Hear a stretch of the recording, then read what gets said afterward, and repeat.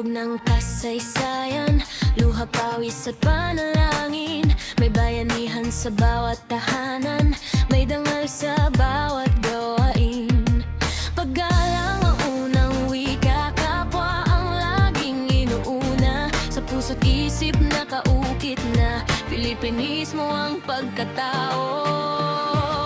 Ito tayo, Pilipino, may prinsipyo at paninindigan. Sa tama tayo, tumatayo, kahit mahirap ang daan. Hindi perfecto, ngunit totoo, may konsensya sa bawat kilos. Ito tayo noon at ngayon, isang bayang may moral na puso.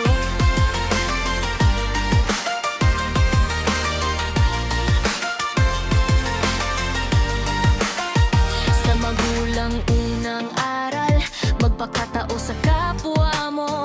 Sa paaralan hinasa ang isip, tama't mali malinaw dito. Disiplina at pananagutan, takot sa Diyos may malasakit. Mula bata hanggang pagdanda, moralidad ang ating bitbit. Ito tayo, Pilipino, sa makabagong panahon. May pagpili araw-araw, kung tama ba o madali lang. Sa bawat desisyon sa buhay, bayan ang dala sa dibdib. Ipinagmamalaki kong sabihin, ako'y Pilipinong totoo. Isang matiyaw na at kapakanan, Bonifacio ang tapang ng bayan, Gabriela ang lakas ng kababaihan. Bayani sa gawa, hindi sa pangalan. Hindi sila alamat lamang, kundi paalala sa kasalukuyan na ang pagiging bayani ay nagsisimula sa tamang kilos. Ngunit sa panahon ng pagbabago, may tanong ang konsensya natin. Sa gitna ng tuksot pansariling hangad, pinipili pa ba natin ang tama? May boses na may kaalaman, ngunit hindi pa nadaig. May kakayahang tumindig, harapin ang takot sa katotohanan. Kaya't hamon sa bawat isa, hindi lang sa awit o salita.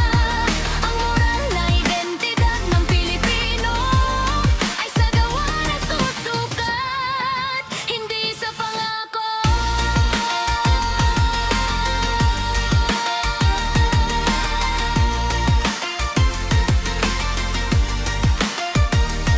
Ito tayo, Pilipino, sa makabagong panahon. May pagpili araw-araw, kung tama ba o madali lang. Sa bawat desisyon sa buhay, bayan ang lakas sa dibdib.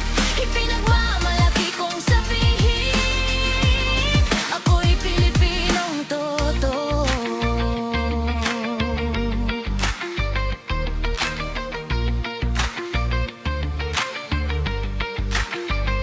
Hindi perpekto ang ating bayan, ngunit may kakayahang magbago. Habang may konsensya ang Pilipino, may pag-asa ang ating bukas.